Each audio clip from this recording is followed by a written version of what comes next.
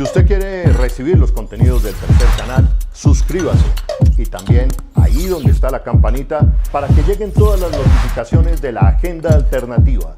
Somos el Tercer Canal, la voz de los que no tienen voz. Mucha atención que hace pocos minutos el candidato presidencial Gustavo Petro acaba de trinar y aportar más elementos sobre la polémica que algunos han querido armar desde la mañana de hoy a raíz de una visita que hizo Juan Fernando Petro a la cárcel y a partir de allí hablar del tema de perdón social. Hay quienes han malinterpretado esto con saña y pretenden decir que es una propuesta para darle impunidad a los corruptos, cuando Gustavo Petro, si algo que ha hecho es luchado contra la corrupción en este país, y la propuesta de perdón social, que no la viene hablando desde ahora, la viene hablando hace más de un año, tiene que ver con, tiene que pagarse, repararse a la sociedad, pero también no puede haber impunidad y se tiene que pagar la culpa. No se trata de un perdón social para perdonar corruptos, como se ha venido diciendo. Y toda esta polémica la desata una visita que hiciera el hermano de Gustavo Petro, Juan Fernando Petro, a la cárcel y se entrevistara con Iván Moreno. El propio Gustavo Petro hace pocos minutos ha dicho en su cuenta de Twitter que fueron los mismos presos los que pidieron a la Comisión Intereclesial de Justicia y Paz acercarse a las cárceles para dialogar con ellos. No es un solicitud de la campaña ni nada de esto. Y precisamente estamos con Danilo Rueda de la Comisión Intereclesial de Justicia y Paz para que nos comente qué papel tiene que ver la comisión allí, la solicitud de los detenidos para hablar de perdón social y lógicamente, Danilo, ¿cuál es el concepto que ustedes manejan de perdón social? Con las buenas noches, gracias Danilo por aceptar la invitación del Tercer Canal. Adelante. Holman, no, muchas gracias a ti y un saludo a todo el equipo de trabajo, a los técnicos y a todos los que nos estén viendo en estos momentos a través de el Tercer Canal. Lo primero que hay que decir es que nuestra organización viene trabajando con privados de la libertad por distintas motivaciones sociales, motivaciones políticas, por el ejercicio del derecho a la rebelión desde hace muchos años. Y en desarrollo del proceso de paz con las FARC ha profundizado en lo que significa el derecho restaurador. Desde el año 2002, en el territorio colectivo del Cacarica se desarrolló un encuentro internacional con las madres de la Plaza de Mayo Línea Fundadora, con los presos políticos de Chile, con familiares de los desaparecidos de Chile, con víctimas y abogados de Sudáfrica, de México, de los Estados Unidos, víctimas del franquismo. Y luego de una semana de discusiones profundas, de observar que la cárcel no generaba ningún tipo de resocialización efectiva ni de construcción de la verdad, en ese año 2002, concluimos que la cárcel no era justicia y que era importante ver otros mecanismos adicionales para que fuera posible una forma de reconstrucción de la sociedad, tanto del sujeto que hizo los daños como lo que afectó y los núcleos de daño que generó en poblaciones y en grupos humanos. Y por eso la conclusión fue, hagamos una apuesta por el derecho restaurador. Entonces estamos hablando del año 2002, luego viene un proceso de paz con las FARC, viene un ejercicio de llamada justicia transicional para algunos con el proceso de desmovilización en el gobierno de Álvaro Uribe Vélez, pero también hubo conciencia en todos estos procesos de la centralidad de las víctimas, de los derechos a la verdad, a la justicia, a la reparación y las garantías de no repetición. Y este ejercicio de escucha en las cárceles, insisto, que no es nuevo, se desarrolló justo el viernes pasado en esta misma perspectiva. Y recibimos en este caso una invitación de estos privados de la libertad, pero hemos recibido de otros privados de la libertad y hemos estado allí escuchándoles. Y escuchándoles no para buscar qué verdad tienen que decir, sino para, desde la perspectiva humanitaria y desde la construcción de un nuevo país, qué es lo que pueden aportar para transformar el sistema carcelario que impide la verdad o unas políticas criminales que evidentemente pueden carecer de eficacia en el ejercicio de la justicia. Y eso es lo que hemos estado haciendo. Insisto, hemos escuchado a privados de la libertad, pero también a las personas directamente afectadas, por ejemplo, en razón del conflicto armado, por la violencia armada que ha vivido este país. Nuestra organización se caracteriza por estar trabajando permanentemente en territorios donde existe, persiste y se ha vivido el conflicto armado. Ya. Danilo, y en esto, porque aquí empiezan a aparecer unas claridades, unos elementos. El viernes pasado, en el marco de la construcción del derecho restaurador, que es el que ustedes vienen trabajando desde el 2002, hubo un encuentro con privados de la libertad, ¿no es cierto? También ha habido encuentro con víctimas, y ahí es donde se produce el encuentro de Juan Fernando Petro con los privados de la libertad, Danilo. Sí, efectivamente, porque también entonces hay que agregar a esta iniciativa que desarrolla la Comisión de Justicia y Paz con apoyo de la comunidad internacional, que es conocido por la comunidad internacional, que es conocido por diversos sectores de grupos de víctimas, porque ellos son los sujetos centrales, que es conocido por el sistema integral de verdad, justicia y reparación. Esto no es nada encubierto, no es nada oscuro, pues han participado diversos grupos, han venido ex paramilitares, ex guerrilleros, ex militares, abogados, empresarios o llamados terceros comprometidos en crímenes de lesa humanidad o crímenes de guerra, según la tipificación que se quiera hacer de su conducta. Y lo que hemos hecho en este ejercicio es cómo construimos propuestas de garantías de no repetición, cómo construimos propuestas que se conviertan en políticas públicas que permitan salir de la violencia armada, de la corrupción y de la mentira a un Estado social y democrático de derecho. ¿Cómo logramos hacer que esta sociedad de odios pase a una sociedad donde podamos, en medio de nuestras diferencias políticas, ideológicas, ser parte y convivir en este país? Porque aquí todos tenemos derecho a vivir, todos tenemos derecho a estar incluidos y debe ser un país de derechos.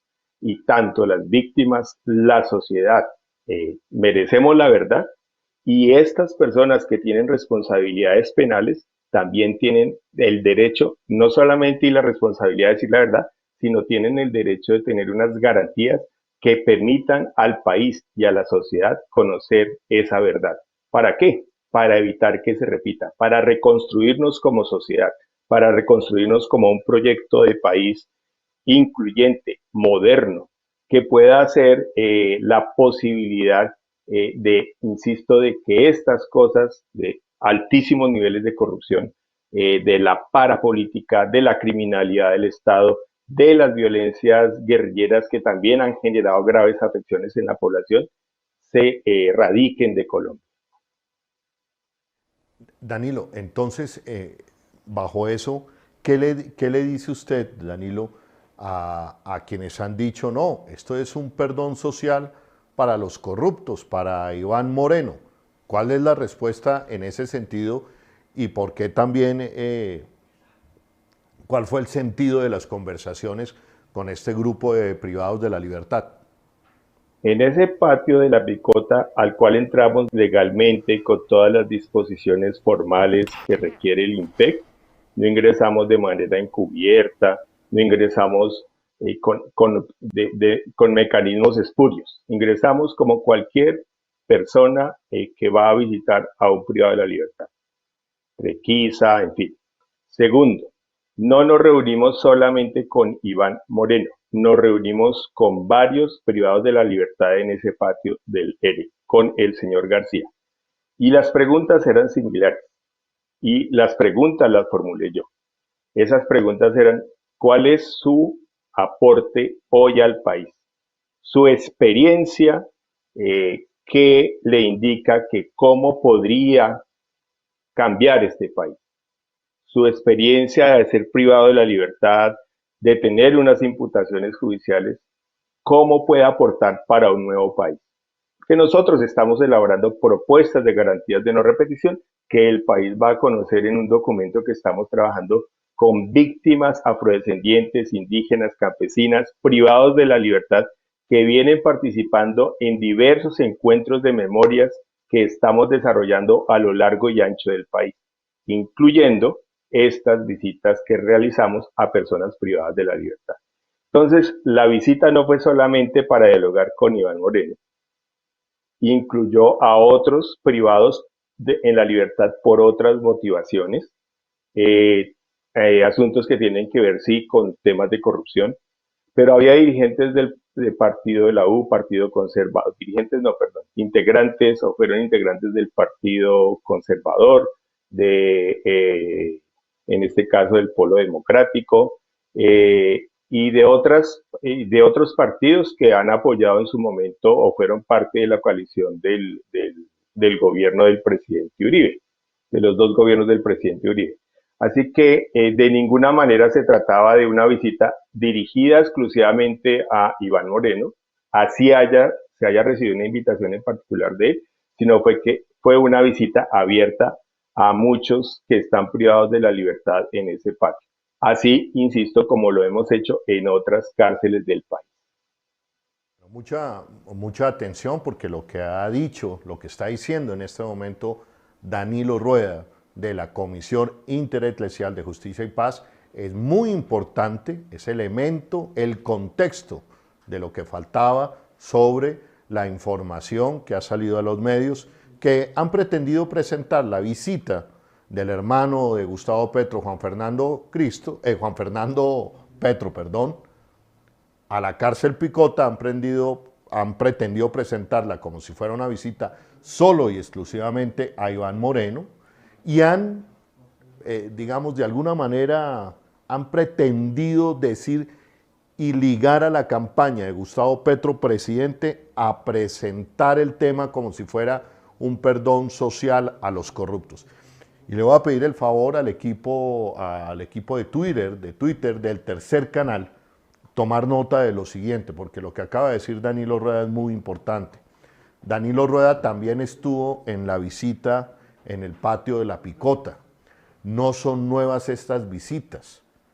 Estas visitas se enmarcan en todo un trabajo que se ha venido haciendo desde el 2002 sobre derecho restaurador, que tiene conocimiento la comunidad internacional, que tiene conocimiento también, se tiene conocimiento de él en las cárceles, de cómo Justicia y Paz ha venido acercándose contra diferentes privados de la libertad para averiguar, establecer cuál es el aporte al país de estas personas, desde el punto de vista del conflicto armado, desde el punto de vista de la corrupción también. Y en esa visita el viernes en la Picota no se reunieron solamente con Iván Moreno, se reunieron también con, tengo entendido que el señor García, condenado por parapolítica, Danilo. Así es, así es. Bueno, ¿y qué papel jugaba ahí Fernando Petro, que lo acompañaba a usted? Lo hemos visto últimamente que andan los dos juntos, en fin, para ir dando luz sobre este hecho que pretende golpear la campaña de Gustavo Petro. Sí, Juan Fernando Petro es una persona con la cual hemos hecho alianzas de trabajo. Él tiene una organización que trabaja con niños y jóvenes, ya hemos hecho alianza para hacer trabajo también con niños y jóvenes en perspectivas de las memorias y de memorias transformantes. ¿Y qué es lo que hemos hecho? En esa alianza hemos encontrado asuntos que los jóvenes, incluso de aquellos que participaron en el reciente paro nacional, otros que no participaron en el paro nacional, hijos de excombatientes de las FARC, de exmilitares, de exparamilitares también han participado. ¿Cómo construimos un nuevo proyecto de país? ¿Cómo somos parte de un nuevo proyecto de país? Y allí nos hemos encontrado con Juan Fernando, hemos compartido sus experiencias, nuestras experiencias, y hemos ido en esta primera ocasión con Juan Fernando, hemos coincidido en esta visita a Privados de la Libertad. Nosotros hemos ido de manera específica, por invitación de otros abogados, a otros centros penitenciarios a escuchar a otros privados de la libertad por otras motivaciones. Porque aquí lo que nos está sumando fundamentalmente es cómo podemos ser parte del nuevo país. Lamenta uno que esto se haya politizado y que los sectores, politiqueado mejor, que los sectores opuestos a lo que es, digamos, el pacto histórico estén usando esto para enlodar una campaña que no tiene nada que ver con esto. Aquí el propósito es cómo esto que estamos construyendo está aportando al nuevo país. Para contarle algo, Holman, nosotros invitamos a los precandidatos presidenciales a los 25 años de la Operación Génesis, a los precandidatos. El señor Alejandro Gaviria nos tomó nota de la invitación, se excusó Sergio Fajardo de ir, y solamente el único que dijo que eventualmente iba a ir fue Gustavo Petro. ¿Por qué? Porque lo que nosotros también estamos buscando es ver cómo esto que viven las comunidades, que padecen las comunidades en el San Juan, en el Calima, en el Cacarica, en Dabeiba, en el Urabá antioqueño, en Córdoba, en La Guajira, en el departamento del Meta, en el Putumayo, en el Leguízamo, cómo esto es parte de la agenda del país real, el país real, cómo se involucra en la agenda de las discusiones políticas, de quienes tienen que tomar decisiones políticas, porque muchas decisiones de los políticos se están tomando sin contar con esas historias de dolor y de sufrimiento, sin contar también con la realidad, entre otras cosas, carcelaria. Tenemos previsto unos diálogos con personas privadas de la libertad por razones políticas, personas a las cuales se les ha incumplido también la amnistía e indulto en el proceso firmado con las FARC. Estamos construyendo desde nuestra organización al lado de las víctimas y con nuevos actores esas propuestas de garantías de no repetición. ¿Para qué? Para intentar que haya hoy partidos políticos, dirigentes políticos que escuchen estas iniciativas. Sin embargo, lo que observamos lamentablemente es que esto se usa en contra de las propias víctimas, a nombre de supuestamente la honestidad y la transparencia, pero sin conocer lo que se está trabajando de fondo, inmediatamente arrasarlo, aniquilarlo y destruirlo, distorsionando la realidad, lo que se está cimentando, lo que se está proyectando. Eso es lo lamentable. ¿Y por qué sucede eso? Porque detrás de una fotografía mal tomada se hace todo un montaje que tiene efectos mediáticos, y ese efecto mediático se hace verosímil y se hace como si fuera real la verdad. Aquí nada de lo que se ha dicho es verdad. Nadie fue a ofrecer rebajas de penas, nadie fue a pedir votos. La gran pregunta es, ustedes que están aquí privados de la libertad, ¿cómo pueden aportar al país? ¿Cómo pueden construir y ser parte de este país? Tanto los privados de la libertad, los que son hoy nuevos paramilitares, los que fueron paramilitares, los que hoy son guerrilleros, son miembros, hijos de este país, y merecen y deben ser escuchados, que son parte de la solución. sus razones por las cuales se alzaron en armas, por las cuales están en armas, deben ser escuchadas para buscar salidas. Si queremos que este país supere las violencias, si queremos que este país supere la corrupción, si seguimos en las dinámicas de exclusión, de negación de los problemas o de buscar las salidas fáciles, nunca podremos posibilitar que un Estado social y ambiental de derecho sea posible en Colombia. Nunca podremos posibilitar un bello existir para todas y todos los colombianos, con la inclusión de todos. Aquí a nadie se ha excluido. Si el expresidente Uribe se niega a estas posibilidades y se quiere un sector del país, está en su derecho. Ese amor ciego por encubrir es su asunto, pero los colombianos tenemos el derecho, desde lo que hemos padecido y vivido como sociedad, el derecho de construir una sociedad distinta y diferente, una sociedad de derechos. Y en eso es que estamos. Bueno, mucha atención que esta entrevista con Danilo Rueda es bien reveladora y mucha atención a nuestros community managers de redes del tercer canal. Danilo Rueda tajantemente dice, no es cierto que se fue a promover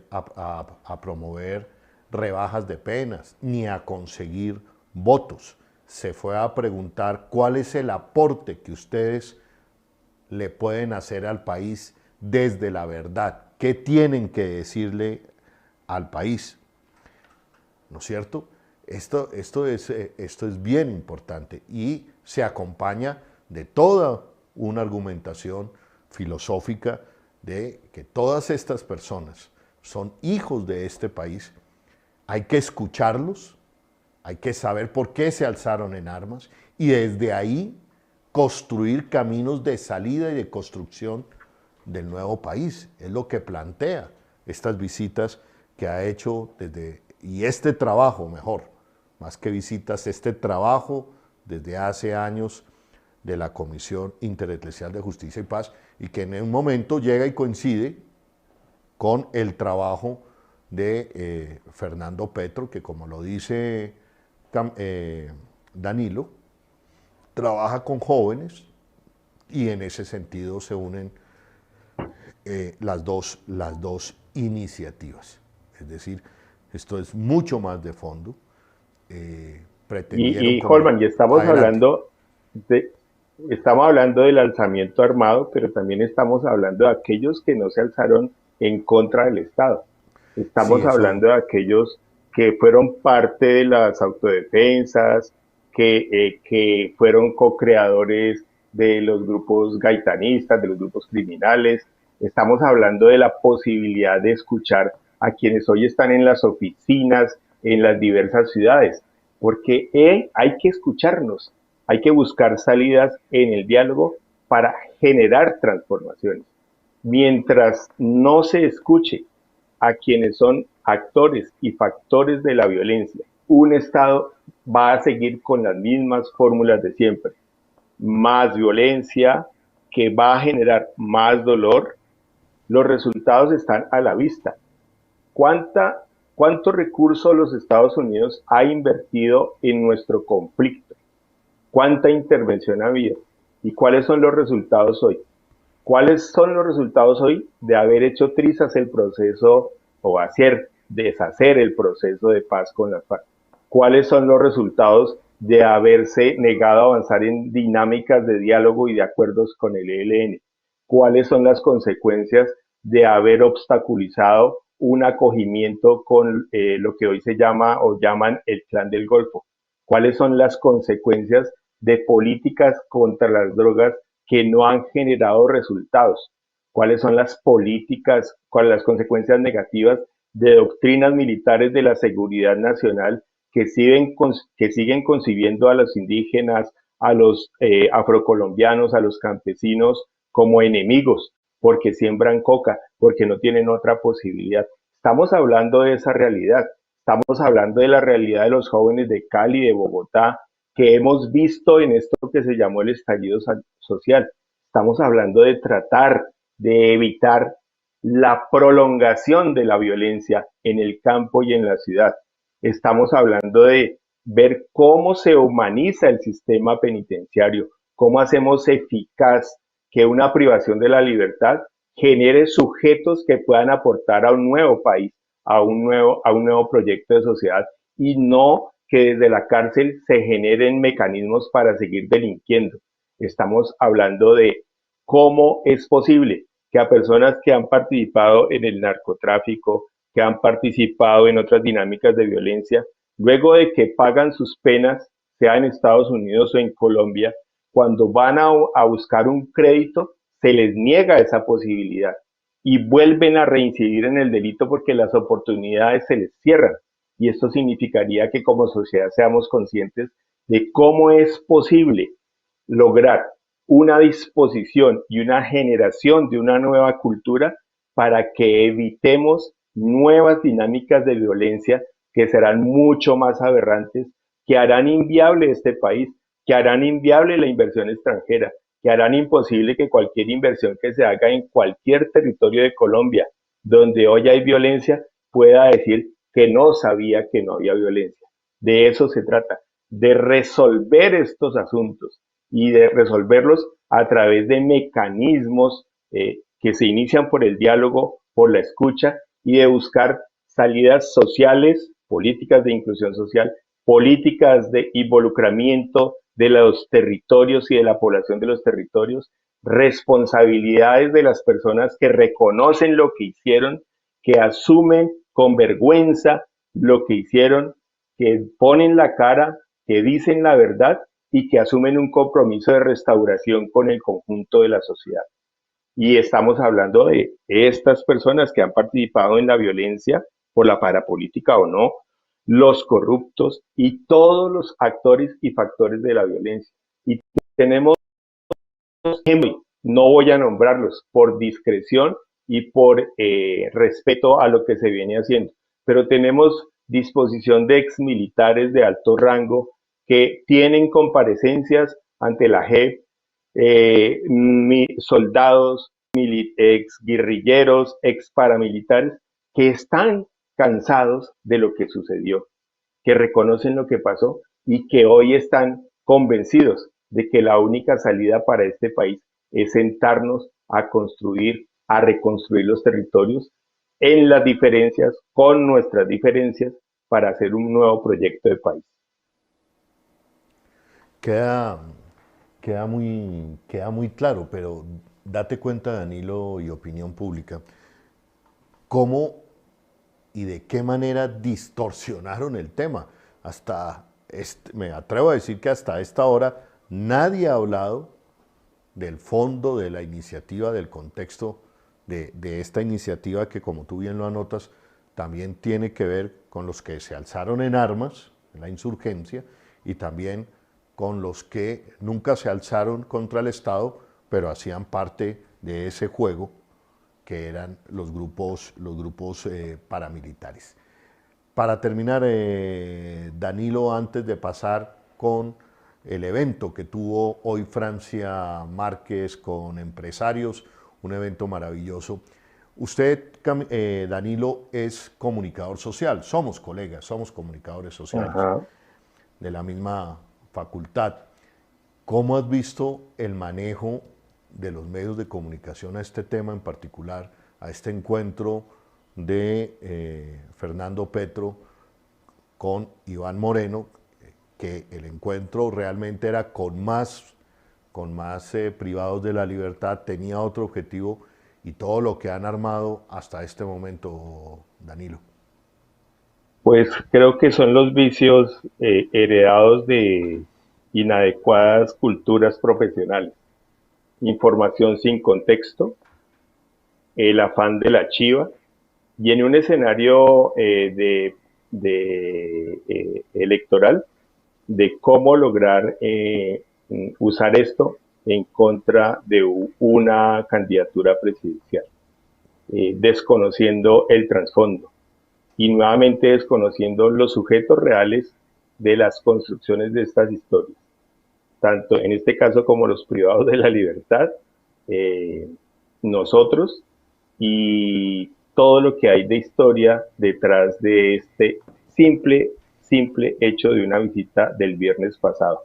Estamos hablando de una historia que empezó en el año 2002 y ha quedado totalmente distorsionada a través de una fotografía interpretada o mal interpretada, usada sin contexto para ser manipulada con unos efectos primero en redes sociales y luego ante la opinión pública.